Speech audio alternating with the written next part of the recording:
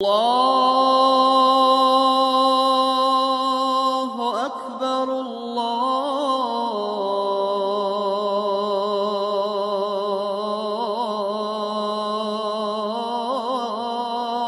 أكبر أشهد أن لا إله إلا الله. Aouzu billahi minash shaitanir rajim, bismillahir rahmanir rahim, wa salatu wa salam ala rasulullah.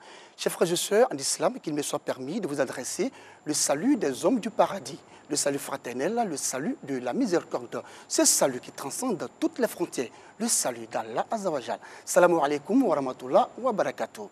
Louange à Allah, le tout miséricordieux, le très miséricordieux, le créateur de la terre et des cieux, le maître du jour et de la rétribution, l'omnipotent, l'omniscient, l'omniprésent, celui qui sait tout, qui voit tout et qui entend parfaitement. Mesdames et messieurs, bienvenue. Merci de nous suivre sur RTI 1. Covid-19, la femme musulmane au cœur de la lutte. Cette problématique sera développée au cours de cette émission. Et pour en parler, nous avons sur ce plateau 3 invités et non des moindres, toutes des dames. Il s'agit donc du professeur Téné Touré Diabaté. Elle est professeure de management à l'université Félix Houphouët-Boigny de Cocody, sociologue et écrivaine. Elle est également présidente du réseau des femmes musulmanes d'Afrique de Côte d'Ivoire. Nous avons également Koné Diovi Rokia, épouse Berthe. Elle est professeure certifiée de lettres modernes au lycée Sainte-Marie de Cocody, présidente des femmes tidjanites de Côte d'Ivoire. Dr Aminata Kane est notre 3e invitée. Elle est chirurgienne dentiste à l'UFR d'odontostomatologie de l'université Félix Houphouët-Boigny, écrivaine, conférencière et directrice du centre. Ici, on lit, ensuite on joue. Mesdames, salam alaikum. Wa alaikum salam wa rahmatullahi wa barakatuh. Très bien. Merci en tout cas d'avoir accepté notre invitation. Alors, il sera question, n'est-ce pas, de nous pencher une fois de plus sur cette pandémie à coronavirus. Mais avant, nous allons ensemble voir, n'est-ce pas, cet élément vidéo relatif, n'est-ce pas, à cette crise sanitaire. Covid-19, un monstre contre l'humanité? Si oui, alors ce monstre s'est emparé de notre monde, nous obligeant à porter des masques pour se protéger les uns des autres. Il nous enlève des êtres si chers. Le corps médical externué travaille sans relâche, jour et nuit pour nous soigner. Covid-19, tu n'épargnes personne, même les plus jeunes. De milliers de personnes testées positives. Ces gels désinfectants qui ne quittent plus notre quotidien. Professeur Touré, alors en voyant cet élément vidéo, est-ce que cela laisse présager que nous, êtres humains, avons défié, n'est-ce pas, le Tout-Puissant Allah Subhanahu wa Ta'ala pour vivre justement cette situation de pandémie à coronavirus? Aouzu billahi minash shaitanir rajim, bismillahir rahmanir rahim. Eh oui, vous avez parlé de maladie, de coronavirus. C'est une maladie qui traverse les frontières. C'est une maladie internationale. C'est une maladie mondiale issue d'une crise mondiale de la santé. Quand on fait l'état des lieux, quelle lecture nous faisons de cette maladie? Cette pandémie est contagieuse et elle est mortelle. Et si elle est mortelle, que pouvons-nous tirer de ce schéma? Nous disons déjà, lorsqu'il y a une maladie contagieuse, il faut voir quels sont les foyers de cette maladie. Quand nous faisons une lecture à travers le monde, nous nous rendons compte que cette maladie se constitue à travers des rassemblements. Et retenez qu'au XXIe siècle, notre société a un goût par communion les grands rassemblements. Madame Berthe, dites-nous, quelle lecture faites-vous justement de cet élément vidéo que nous venons de voir et de cette situation, n'est-ce pas, à coronavirus? Aouzu billahi minash shaitanir rajim, bismillahir rahmanir rahim. Moi, je ferais une lecture spirituelle de cette maladie à 3 niveaux. Le premier niveau, c'est le caractère soudain de cette maladie. Vous savez, ce caractère soudain nous montre qu'il y a effectivement une force au-dessus de nous qui nous a rendus impuissants face au coronavirus. Et elle est arrivée au départ, tout le monde a minimisé la chose et petit à petit, elle a pris une ampleur incommensurable. Ça, c'est le premier niveau. Le deuxième niveau, comme Madame le professeur l'a dit tout à l'heure, c'est son niveau international, son niveau mondial. Donc, c'est un signal à l'humanité. C'est une maladie qui concerne l'humanité. Et le troisième niveau, c'est le caractère incertain de la fin de cette maladie. À ce moment-là, vers qui devons-nous nous tourner? Vers Allah Azawajal, qui nous a montré sa puissance, qui nous a montré que c'est lui qui va mettre terme à cela. Voilà pourquoi je fais une lecture spirituelle de cette maladie. Alors, vous faites une lecture spirituelle, docteur Aminata Kane. On le sait, ce virus est invisible et n'est pas une personne. Est-ce une preuve ou alors vous pensez que c'est une punition divine? Bismillahirrahmanirrahim, wassalatu wassalamu ala rasulillah. Alors je rejoins mes deux prédécesseurs, mes aînés, sur justement les lectures qu'elles font de la situation. Je ferai en plus de cela une lecture sociale, dans le sens où le coronavirus va venir profondément modifier nos comportements sociaux que nous avions. Dire du coronavirus qu'il est une punition, pour moi ce serait réducteur, dans le sens où l'islam nous apprend que quand nous sommes face à une épreuve, l'épreuve peut être punitive, elle peut être dissuasive, elle peut être aussi bienfaitrice. Parce qu'elle n'est pas punitive uniquement pour ceux qui en souffrent. Il y en a qui s'en tirent à bon compte face à la crise à coronavirus. Donc à partir de ce moment-là, il y a une autre lecture qu'on pourrait aussi faire, c'est de se rappeler de ce verset du Coran, le verset 25 de la sourate 8, où Allah subhanahu wa ta'ala nous dit « Et craignez une calamité qui, si elle arrive, n'atteignera pas seulement les injustes d'entre vous, et sachez qu'Allah est dur en punition. » Et ce verset coranique rejoint cette citation de Martin Luther King qui a dit que ce qui m'effraie, ce n'est pas tant l'oppression des méchants, mais c'est l'indifférence des bons. Où sont les justes d'entre nous, les bons, face à cette pandémie à coronavirus? Donc la question reste posée. D'accord. Alors, qu'est-ce que vous pensez des propos de ceux qui pensent que cette maladie est venue pour combattre, n'est-ce pas, tous les vices que nous connaissons, l'adultère, la fornication, voilà, la pédophilie? Est-ce qu'ils ont raison de dire cela? Tout le monde est libre, en fait, d'y aller de son commentaire. Mais une chose est certaine, c'est que notre religion nous apprend que il y a dans l'épreuve, en fait, un test pour la sincérité des croyants. Bien sûr. L'épreuve a pour but d'attester de notre sincérité. Chaque fois que nous attestons que nous avons la foi, que nous sommes des croyants. À côté de cela, l'homme, effectivement, est un rebelle face aux injonctions divines. Mais encore une fois, il y a la notion d'avertissement pour l'être humain. Dans tous les cas, il y a une leçon à tirer, une leçon de foi, qui est que nous avons obligation de retourner vers Dieu, parce qu'il n'y a que vers lui que se fera le retour. Et que chacun fasse sa propre lecture. Quel enseignement, en tant que personne, en tant qu'individu, je tire de cette pandémie à coronavirus? Professeur Touré, le fait d'être à distance, n'est-ce pas, d'1 mètre, pour cela suffit, n'est-ce pas, pour dire que Allah subhanahu wa ta'ala ne souhaite véritablement pas que certaines personnes, n'est-ce pas, embrassent la femme de l'autre et tout ça. Et voilà un peu leur raisonnement. Est-ce qu'ils ont raison, ceux-là? Si nous regardons sous l'angle de l'histoire, il y a eu des pandémies, il y a eu des maladies infectieuses. Mais est-ce que derrière Je sais que dans certaines communautés, il y a même des grandes maladies dont on tait le nom. Mais professeur Touré, oui, c'est vrai. Oui. Mais est-ce que derrière ces pandémies-là, oui. il n'y a pas un message, n'est-ce pas, d'Allah subhanahu wa ta'ala? Ben, écoutez, nous avons parlé d'épreuves. La vie est loin d'être un long fleuve tranquille. Sans les épreuves, que sommes-nous? Nous sommes des croyants, certes. Mais les épreuves font partie de la vie. Et c'est pour cela que la foi doit nous habiter. Lorsque nous sommes en face des épreuves, nous disons, nous attendons, et la patience fait partie de la foi. Pourquoi sommes-nous pressés? C'est ça la lecture spirituelle. Il y a des épreuves, mais prenons le cas de l'homme et de la femme. S'il n'y avait pas d'épreuve, ben, écoutez, la femme ne serait pas la force de la reproduction. Elle donne vie à l'enfant, à la sueur de son front. Et souvent, on va plus loin pour dire qu'aucun homme ne peut supporter le mal de l'enfantement.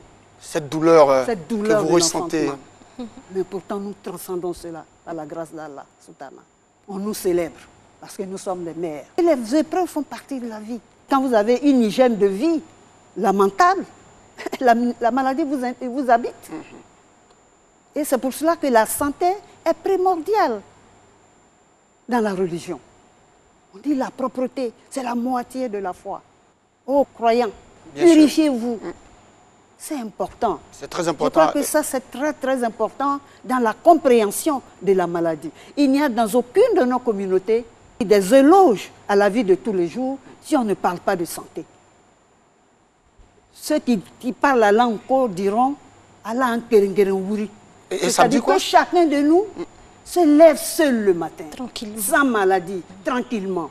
Donc la santé est primordiale dans nos religions révélées. Et ça, c'est très important pour l'humain. Et ça, c'est vraiment important, comme vous, Ah vous ben le oui, tout à signifiez. fait. Et ça fait Tout à fait. aujourd'hui, avec Vous avez cette pandémie-là. parlé de distanciation. C'est pour cela que je disais tout à l'heure qu'il y a certes des mesures. Il y a des mesures individuelles. Éternuer dans le coude, comme on l'a dit. Et lorsque vous éternuez dans une pochette. Ensuite, vous vous débarrassez de cela. Et quand vous devez tousser également. Et quand vous toussez, vous toussez, vous avez un masque Bien sûr. avant de tousser. Ou le papier Et vous mouchoir. avez une distanciation sociale d'1 mètre. Mais c'est pour cela que nous disons qu'il y a des mesures barrières de sécurité individuelle et collective. La distanciation sociale est une forme de sécurité collective. Parce que si Mais est-ce que ça j'ai la maladie. Non, mais est-ce qu'aujourd'hui, ça fait partie de notre culture, nous, Africains? Ah ben oui. Parce que, Je vous ai dit, dans nos villages, lorsqu'il y a une contagion, vous êtes isolés. Et ça, il faut que l'Africain sache cela. Mais est-ce qu'on peut comprendre ça comme ça aujourd'hui? Mais il faut l'expliquer. L'islam est une croyance holistique qui s'adresse à l'homme, qui s'adresse à la pureté de l'homme. Il faut le dire. Vous savez, nous sommes une société mondialisée aujourd'hui. Tant qu'on ne voit pas, on ne croit pas. Et malheureusement, les fake news, les réseaux sociaux sont nos centres d'intérêt. Haram. Nous ne faisons plus la différence entre ce qui est bon et ce qui n'est pas bon. L'esprit absolu nous a échappé. L'esprit absolu nous a échappé, El Hadj. C'est de cela qu'il s'agit. Il faut que nous revenions sur terre.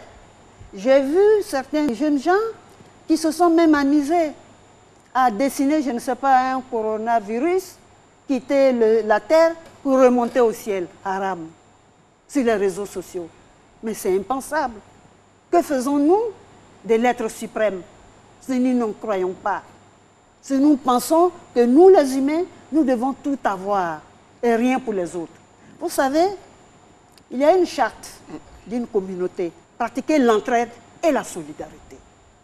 Mais nos sociétés, nos religions nous recommandent cela, les vertus, les valeurs humaines. Courons après l'argent, mais l'argent ne nous donne rien après. Comme on dit chez nous, on vous met au monde Bien dans sûr. la main de quelqu'un et vous partez dans la main de quelqu'un. C'est cela. Je crois que cet avertissement, c'est de cela qu'il s'agit. Il faut quand même s'arrêter et dire qu'il y a cette coopération internationale qu'il faut louer. Et nous dire que le développement est d'abord endogène avant d'être international. Tout à fait. C'est-à-dire, nous avons des acquis chez nous et c'est sur ces acquis que nous devons nous développer. C'est sur ces acquis que nous devons voir ce que nous pouvons faire pour pouvoir mettre nos populations à l'abri du mal. Parce que nous pensons que la maladie, la pandémie est un mal. Et il faut avoir de la vision pour sa société. Et je crois qu'en termes d'avertissement, c'est tout ça qui nous avertit. La vision pour nos sociétés. Tout à fait. Alors, vous avez parlé d'acquis, Madame Berthet. Justement, est-ce que derrière cette pandémie ne se profile pas en filigrane des acquis qu'il faut préserver?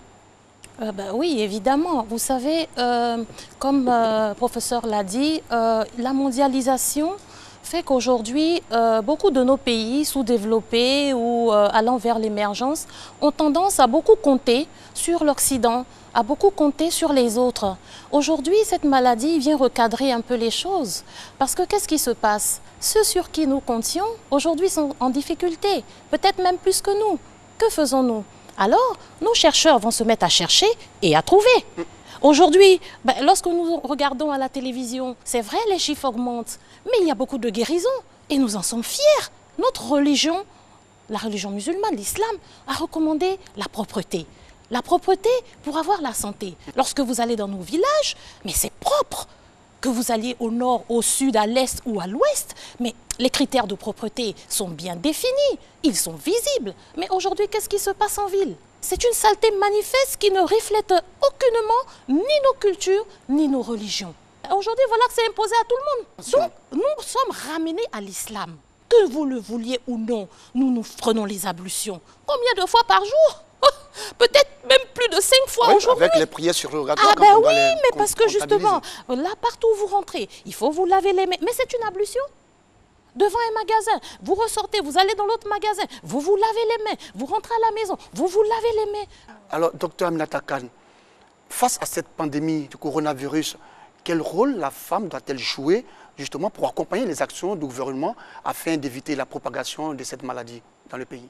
Elles ont, en plus du rôle de reproduction qui leur est naturellement donné par Allah subhanahu wa ta'ala, ce sont elles qui vont faire le marché, qui vont venir faire la cuisine, qui vont accompagner les enfants à l'hôpital s'ils sont malades, ainsi de suite, ainsi de suite. Elles sont celles qui sont au front. Et parce qu'elles sont au front, elles ne peuvent pas leur donner un rôle d'accompagnatrice, mais être des activistes, en fait, justement, de cette lutte contre la pandémie à coronavirus. Cela signifie que ces femmes-là doivent être sensibilisées. Mais aujourd'hui, en tant que musulmanes, nous sommes à l'aise parce que justement, notre religion nous a toujours enseigné la propreté, la pureté comme étant la moitié de la foi. Donc, à partir de ce moment, un certain nombre de décisions, notamment les mesures barrières, déjà en islam, les femmes et les hommes ne se serraient pas la main. Il y avait déjà cela. Il y en a qui se couvraient le visage, donc elles avaient déjà leur masque d'une certaine façon. Voilà. Et à côté de cela, lorsqu'elles vont faire le marché, en général, elles vont se laver les mains. Elles se lavent, elles prennent un bain. Elles changent leurs vêtements, elles lavent les fruits et les légumes avant de les cuire. Et en plus de ça, on a une culture qui est de cuire énormément les aliments. Donc la chaleur aidant, ça va aussi détruire les microbes qui sont là. Donc pour moi, il faut leur donner plus de pouvoir. Parce que les femmes sont pleines de bonne volonté, elles sont pleines d'idées, elles sont ingénieuses, mais malheureusement, elles peuvent manquer de moyens pour aller jusqu'au bout. De quels moyens ont-elles besoin, les femmes? Ce serait leur donner les moyens de pouvoir aller le plus possible vers les femmes qu'elles ont au sein de leur groupement. Une sensibilisation? De sensibilisation, mais il faut aussi donner les moyens de cette sensibilisation. Donc, plus d'éléments, notamment pour laver les mains, avec du savon. Tout à fait. De l'eau et du savon. Ce sera aussi d'avoir des zones qui sont pourvues en eau. Moi, j'ai vu des maternités où les femmes, quand elles vont accoucher, elles vont avec 2 seaux d'eau pour aller accoucher parce qu'il n'y a pas d'eau à la maternité. Donc, c'est ce genre de problème, en fait, auquel les femmes peuvent faire face. C'est-à-dire que la pandémie à coronavirus va poser un problème beaucoup plus profond que celui juste de donner du savon, du gel hydroalcoolique à une femme. Mais il y a aussi également la question de la situation financière, en fait, de ces femmes-là. Bon nombre de femmes sont celles qui tiennent économiquement les foyers.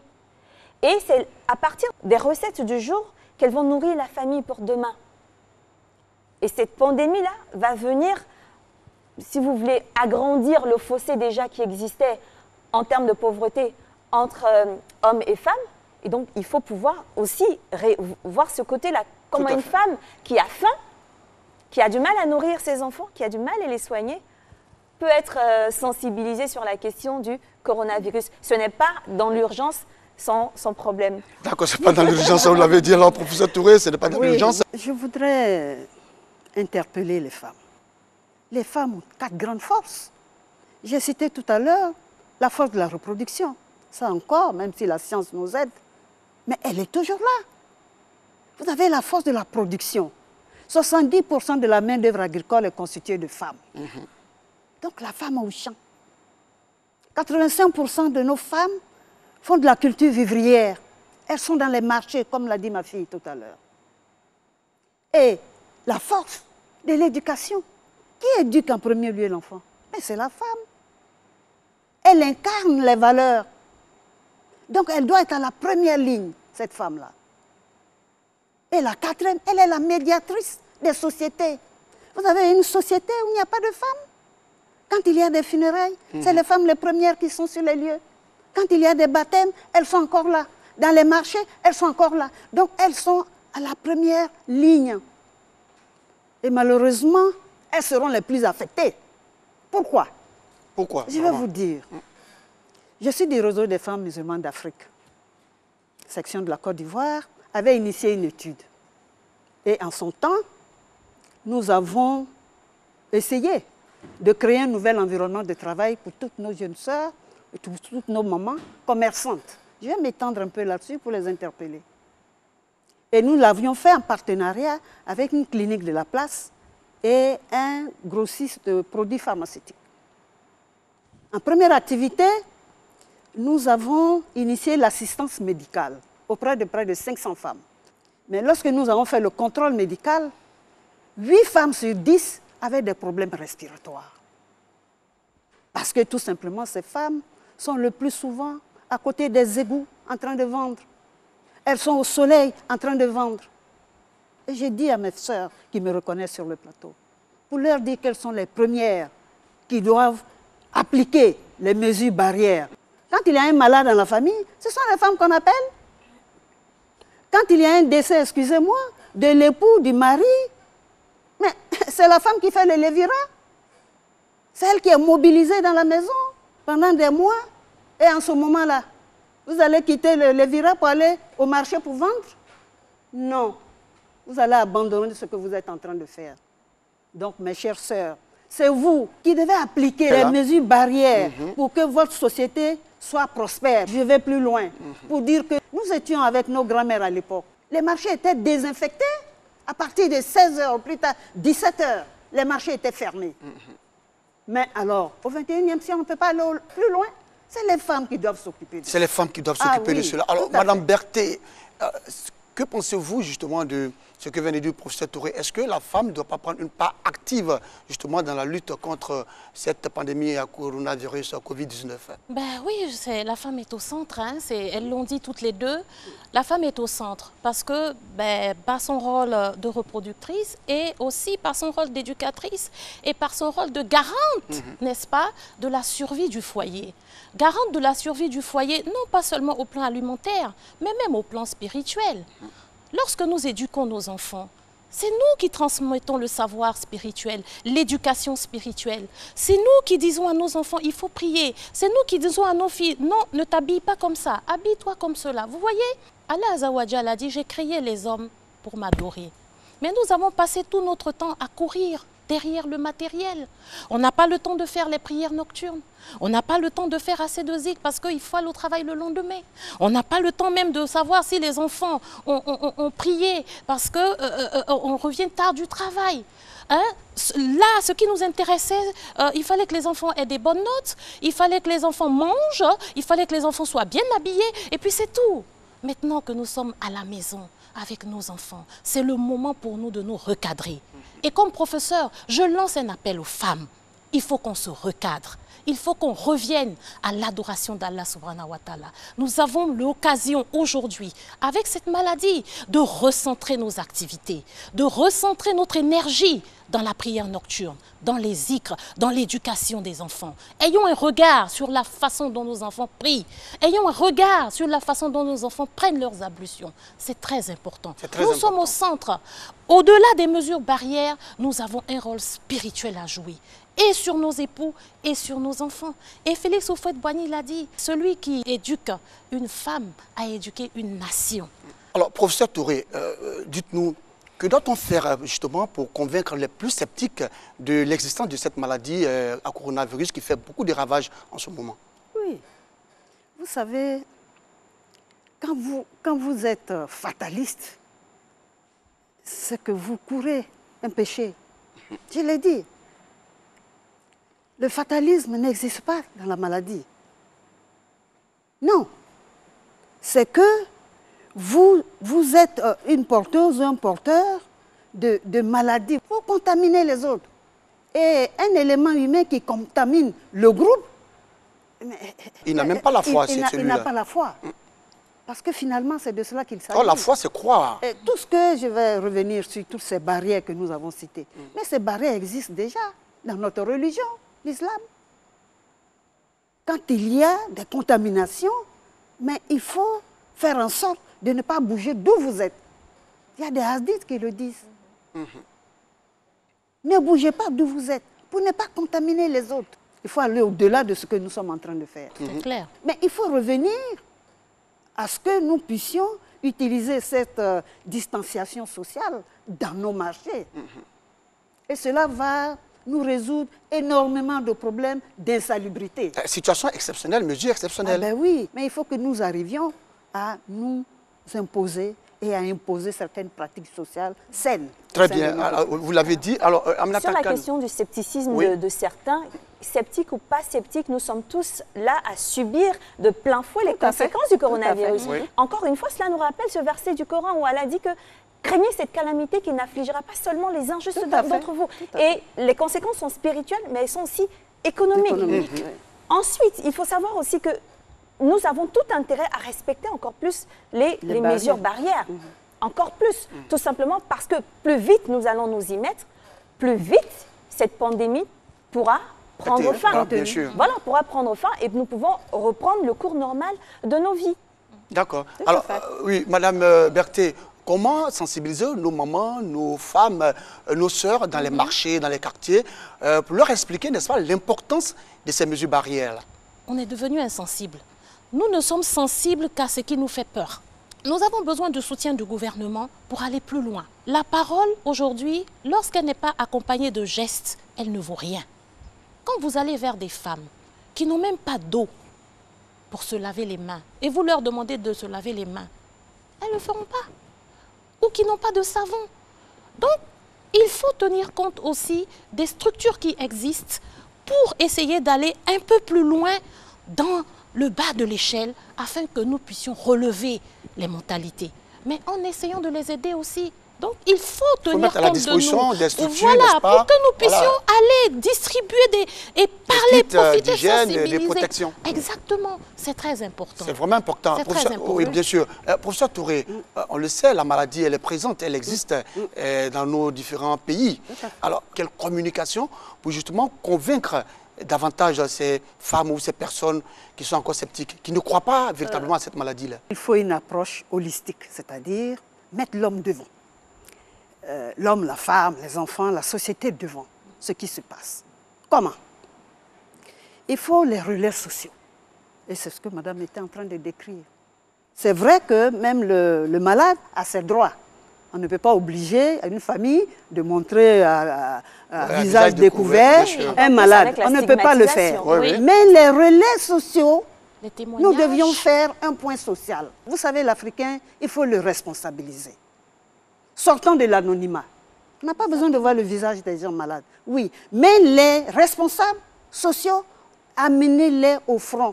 Nous avons une chambre de la chefferie traditionnelle. Interpellons les relais sociaux, les femmes leaders, les leaders de jeunes, les chefs de quartier. Même il y a des chefs de marché, les chefs de cantine. C'est vrai, nos femmes nous disent souvent qu'on n'a pas d'eau. Mais pour danser le Apollo, quand il y a une cotisation d'uniforme, on a l'argent pour faire la cotisation d'uniforme. Ici, c'est un problème de vie ou de mort.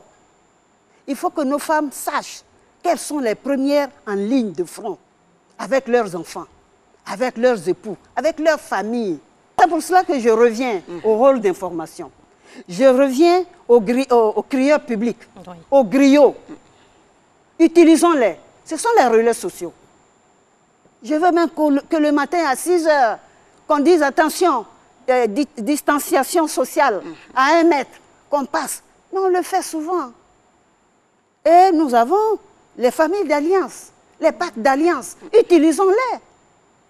Tous ces réseaux, nous pouvons les utiliser. Ces relais sociaux, nous pouvons les utiliser. C'est pour cela que je prends une approche socio-anthropologique. C'est un gros mot, mais c'est rien du tout. C'est de dire d'aller vers les hommes, vers les communautés. Placer la maladie dans chacune de nos communautés. Pourquoi il y a un malade dans votre communauté? Mais à l'époque, on interpellait les lignages. Quand vous avez telle ou telle chose dans votre lignage, on vous interpelle pour dire pourquoi il y a ceci. Expliquez-nous. Et tout le monde se trouve, je vais dire, associé Bien sûr. à trouver la solution. Mais il y a quand même à la télévision pas Oui. mal de communication Oui, sur la mais ce que je pandémie. suis en train de dire, c'est le point social. Il faut le faire. C'est le volet social de ce que le gouvernement est en train de faire. Ok. Il faut appeler les relais sociaux pour leur dire, c'est de l'autre côté là, il y a quelque chose, qu'est-ce que vous faites? Et on va aller jusqu'à la source pour relever tous ceux qui sont dans le chemin de la contamination. D'accord. Ça, c'est important. C'est il faut vraiment le faire. important, comme vous le dites. Sur la question, c'est que nous avons des mécanismes traditionnels de communication Tout à qu'il fait. faut forcément, obligatoirement même exploiter.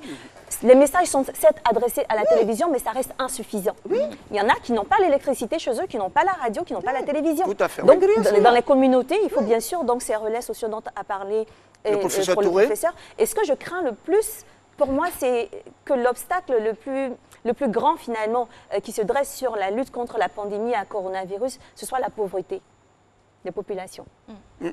Et donc, il faut obligatoirement accompagner cette campagne de sensibilisation avec des mesures. Avec des Il faut mesures. des mesures sociales d'accompagnement pour que le message puisse passer et que justement les gens aient l'impression qu'on ne les prive pas d'une certaine liberté ou de leur droit à aller chercher la pitance quotidienne, mais qu'on se préoccupe d'eux, qu'on sait qu'ils ont faim et que voilà ce qu'on leur apporte justement pour pouvoir aussi bien se protéger et se nourrir. Il faut absolument des cellules de contrôle pour aller voir tous les jours au marché et puis amender quand quelqu'un ne respecte pas. Parce que comme le professeur l'a dit tout à l'heure, c'est une maladie à responsabilité. Quand vous êtes malade, il ne s'agit pas de vous seul. Vous devenez un danger pour votre voisin, pour votre quartier, pour votre communauté. À partir de ce moment-là, si vous sortez et que vous allez contaminer les autres, vous devenez une arme pour votre société. Donc, ceux qui ne respectent pas sont amendés. Il faut que ce travail de fourmi soit... Ça ne peut pas aller sans ça. Sans cela, ça voilà, ne peut pas sans aller. le contrôle, vous savez, l'être humain, il est comme cela. Quelquefois, vous regardez les gens quand ils sont dans l'ascenseur, tout seuls, ils ne savent pas qu'il y a des caméras. Il y a des choses qu'ils font. C'est-à-dire, quand on sait qu'on n'est pas contrôlé, il y a des choses... Mais quand on sait qu'on est contrôlé, on fait attention. Il faut mettre la pression. Oui. Alors, docteur Aminata Kane, le Saint-Coran, et ça c'est sûr de tous, a beaucoup de sollicitude pour la femme. Et on le sait, Allah Azawajal aime beaucoup la femme. Et donc, pour pas mal de fidèles, il est temps que vous, les femmes, vous adressez, n'est-ce pas, des prières sincères à Allah Subhanahu wa Ta'ala pour sortir, n'est-ce pas, l'humanité de cette pandémie que nous vivons. Ont-ils raison, ceux qui pensent ainsi? Oui, pourquoi? Parce qu'il y a ce hadith du prophète Mohammed sallallahu alayhi wa sallam qui nous dit que s'il y avait une chose capable de changer le destin d'un être humain, c'est bien l'invocation. Et Allah subhanahu wa ta'ala nous enseigne qu'il est plus proche de nous que notre veine jugulaire. Donc, et même le prophète a dit encore, alayhi salatu wa sallam, que même si nous n'avions rien à demander à Allah subhanahu wa ta'ala, après notre prière, s'il y a notre chaussure qui était endommagée, demandons à Allah subhanahu wa ta'ala de la réparer pour nous. Pour dire que l'invocation doit faire partie de la vie de la femme musulmane. Et de la femme musulmane encore plus. D'autant plus que, vous l'aviez dit, Madame Berthet, la femme est la gardienne de la spiritualité de sa famille. Et certains même vont de leurs commentaires en disant que lorsque Allah voulait créer notre mère Ève, il a fait dormir notre père Adam. Et c'est quand il s'est réveillé qu'il a trouvé sa femme Ève. Ceci pour dire que la femme veille, elle est une vraie gardienne spirituelle. Donc levons effectivement nos mains. Une prière sincère adressée à Allah subhanahu wa ta'ala ne va pas non plus sans repentir sincère. Nous avons tous et toutes, et les femmes encore plus certainement, des péchés à confesser à Allah subhanahu wa ta'ala. Des choses que nous ne faisions pas correctement. Peut-être une prière que nous négligions.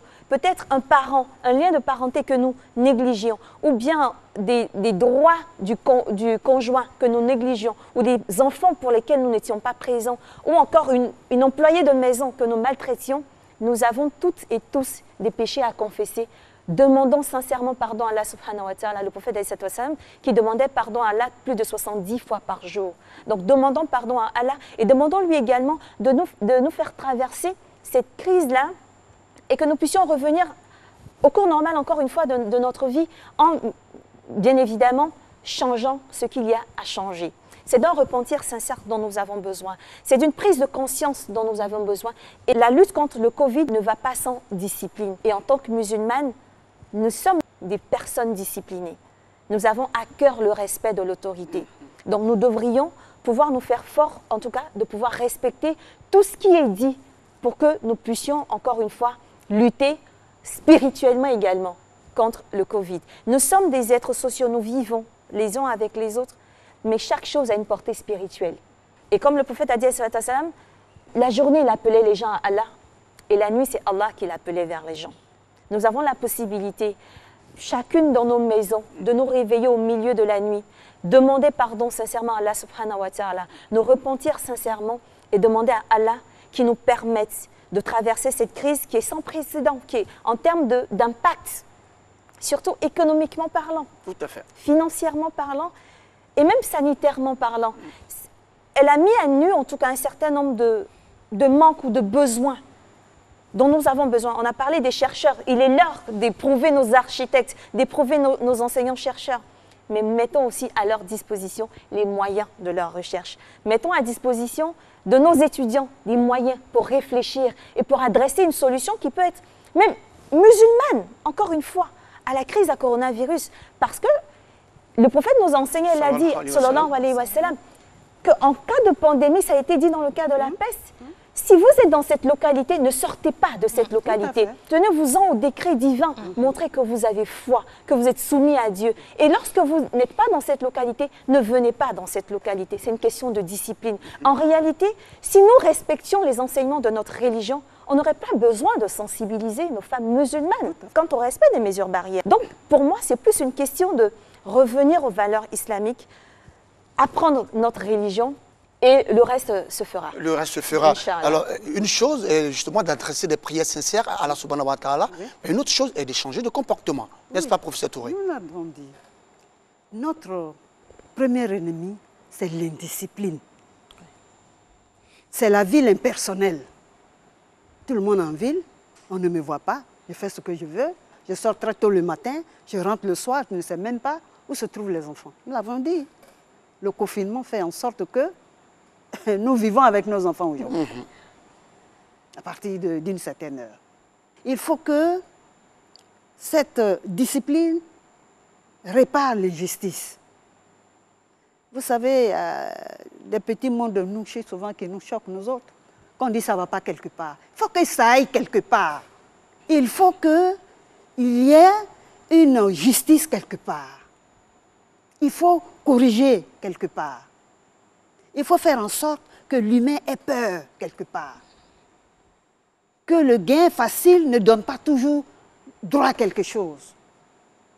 Je crois que ça nous interpelle. Aussi bien le gouvernement que les communautés, tout le monde. Parce que quand nous faisons l'état des lieux du réarmement moral, c'est nous tous. Hein. Il faut faire en sorte que nous moralisons la vie publique. Ça fait partie. Et ça, notre religion nous interpelle à faire cela. D'accord, c'est bien compris, professeur Touré. Madame Berthet, qu'est-ce qu'on peut retenir justement de tout ce que nous avons dit aujourd'hui? Cette maladie est une pandémie qui nous interpelle spirituellement parce que nous n'avons pas de solution si ce n'est pas Allah subhanahu wa ta'ala. On ne sait pas quand ça va finir. On ne peut plus faire de projet à long terme. Voyez? Donc ici, la puissance divine, elle est évidente. Que vous le vouliez ou non, vous êtes obligé de vous soumettre, d'être patient et d'attendre que le terme arrive. Ça, c'est clair, c'est spirituel. Maintenant, nous les femmes, que devons-nous faire? Nous avons retenu que nous sommes au centre du combat. Il faut donner l'exemple. Par ailleurs, nous avons aussi un rôle à jouer spirituellement. Donc il faut absolument que nos comportements changent. Nous allons prendre de nouvelles habitudes. Il faut qu'après la maladie, que nous puissions prendre l'engagement avec sincère avec Allah subhanahu wa ta'ala, avec le repentir, n'est-ce pas, de garder ces habitudes-là. Et je pense qu'après ça, on aura compris le sens de l'épreuve. Très bien, merci beaucoup.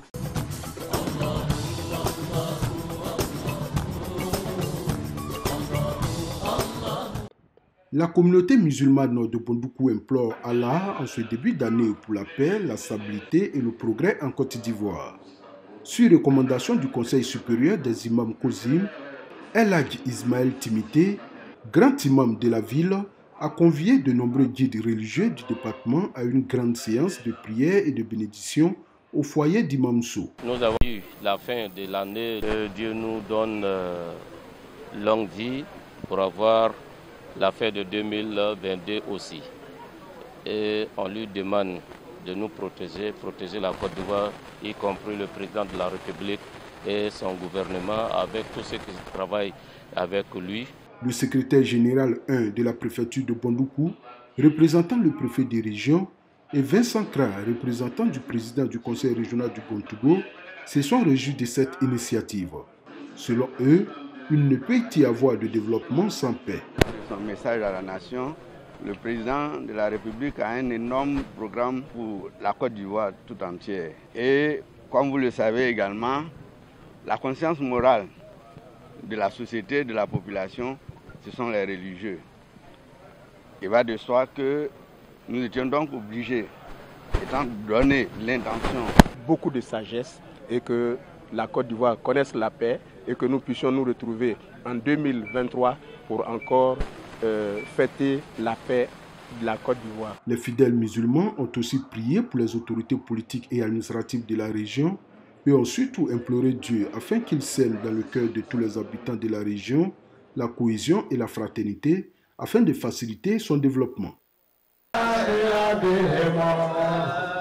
Les fidèles musulmans des différents quartiers de la commune de Treichville se sont retrouvés à l'avenue 9 pour célébrer le Maoulid marquant la naissance du prophète de l'islam, le prophète Mohammed, paix et salut de Dieu sur lui. Une initiative des jeunes du dit quartier. Thème retenu cette année, la vie du guide musulman, un exemple pour la jeunesse musulmane.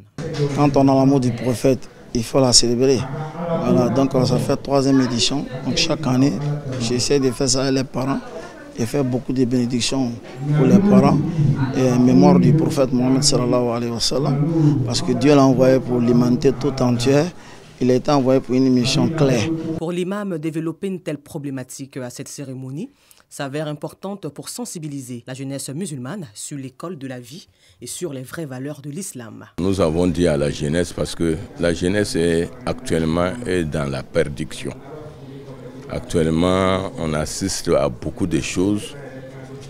Tout récemment, nous avons assisté que les élèves voulaient des congés anticipés. Alors, ça veut dire que vraiment, la jeunesse qui va commander la Côte d'Ivoire dans l'avenir, qui va gérer la Côte d'Ivoire dans l'avenir, c'est ceux qui sont là. Alors donc, nous avons eu peur de cette jeunesse. Mais cette jeunesse-là a besoin d'un repère.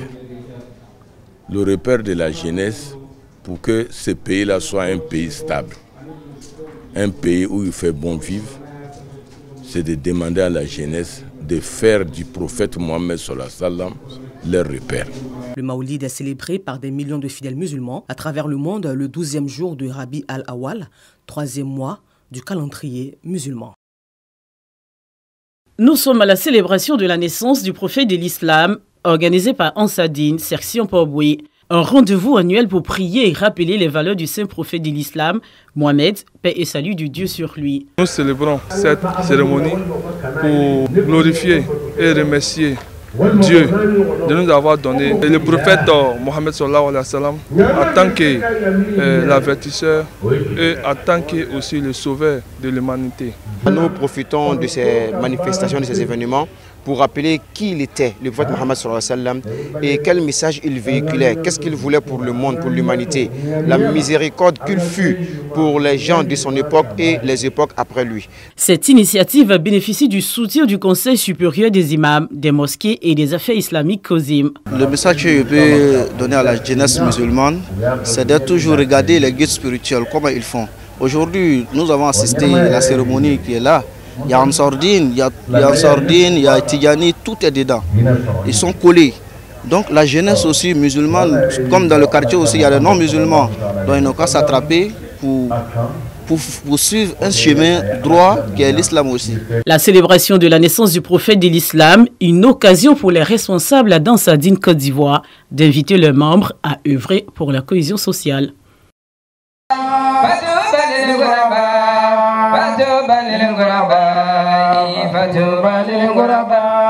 Dans la commune d'Abobo, la communauté musulmane du quartier Plaque 1 assiste à la journée de la célébration de la Dalai Kairat, une initiative des responsables de la mosquée An-Nour du dit quartier. Cohésion sociale et vivre ensemble, une thématique sur laquelle l'imam Abdoulaye Koné a instruit les fidèles de cette mosquée. Avec notre président et tous les membres de la mosquée, chaque vendredi, on lit Dalai Kaira.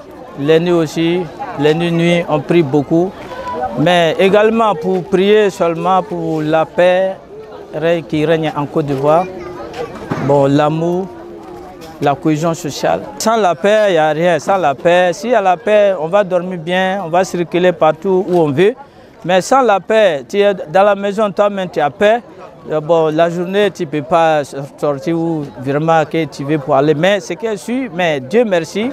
On dit Dieu merci, grâce au Seigneur, alhamdulillah, grâce à nos guides, Aujourd'hui, on peut vraiment on dort bien, voilà, on circule où on veut.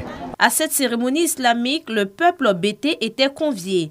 Un geste fort apprécié par le chef des bétés de la commune d'Abobo. Les musulmans ont contribué à la réussite des cadres de Côte d'Ivoire. Et ils sont même la cheville ouvrière de la paix. On parle de Oufoué. Mais qui a fait Oufoué? Mamadou Koulibaly. Diarra qui était à la BCAO. Et on parle de Moïse Koulibaly. C'est des musulmans. Je vous dis que les musulmans, vous cherchez la paix. Vous êtes les hommes de paix. Cette deuxième édition de la célébration de la Dalaï Kairat a pris fin par des prières à l'endroit de l'ensemble de la communauté musulmane, mais aussi à l'endroit des filles et fils de la Côte d'Ivoire.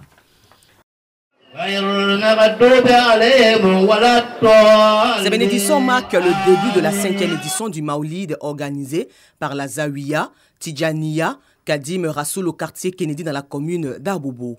Thème retenu, la jeunesse consacrée à l'islam. Dans ce thème, on y trouve tout, la paix, la cohésion et puis la cohabitation. En tout cas, on trouve tout dedans. Donc, raison pour laquelle nous avons choisi ce thème-là. Nous sommes des guides, voilà, qui doivent véhiculer des messages de paix. Pour l'imam, ce thème vise à encourager les jeunes à être des exemples de paix et de cohésion sociale. Le Mawlud, rien ne vaut que le Mawlud. À partir de Mawlud, on sait qui est le messager. À partir de Mawlud, on sait que le prophète alayhi salatu wassalam, c'est le meilleur prophète parmi ces prophètes-là. Il y a un hadith du prophète alayhi salatu wassalam qui nous dit, lorsque les musulmans se retrouvent, le prophète alayhi salatu wassalam est là. Le conseil que je donne, c'est le conseil de Sayyidina Ali karamallahu wajhahu. Les jeunes, il faut se mettre au travail. Ce travail, c'est un travail spirituel, très dense. Je leur dis de s'accrocher bonne valeur. Au menu de cette édition du Maoulid, des prêches et une lecture salmodiée du Saint-Coran. Le Maoulid marque la naissance du prophète Mohammed, prophète de l'islam, paix et salut de Dieu sur lui.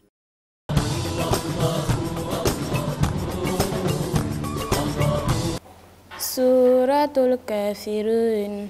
Al-Kafirun, les infidèles. A'udhu billahi minash shaitanir rajim. Bismillahirrahmanirrahim. Et cherche protection auprès d'Allah contre le diable banni. Qul ya ayyuhal kafirun. Au nom d'Allah, le tout miséricordieux, le très miséricordieux. La a'budu ma ta'budu. Dis, ô vous les infidèles. Wala amtum abiduna ma a'budu. Je n'adore pas ce que vous adorez. Wala ana abidun ma abaditum. Et vous n'êtes pas adorateur de ce que j'adore. Wala amtum abiduna ma a'budu. Je ne suis pas adorateur de ce que vous adorez. Lakum dinukum waliyadi. Et vous n'êtes pas adorateur de ce que j'adore. À vous, votre religion, et à moi, ma religion. Suratul Kafirun. A'udhu billahi minash shaitanir rajim. Bismillahirrahmanirrahim. Qul ya ayyuhal kafirun. La a'budu ma ta'budu. Wala amtum abiduna ma a'budu. Wala ana abidun ma abaditum. Wala amtum abiduna ma a'budu. Lakum dinukum waliyadi. Al-Kafirun, les infidèles. Et cherche protection auprès d'Allah contre le diable banni. Au nom d'Allah, le tout miséricordieux, le très miséricordieux. Dis, ô vous les infidèles, je n'adore pas ce que vous adorez. Et vous n'êtes pas adorateur de ce que j'adore. Je ne suis pas adorateur de ce que vous adorez. Et vous n'êtes pas adorateur de ce que j'adore. À vous, votre religion, et à moi, ma religion. La ilaha illallah.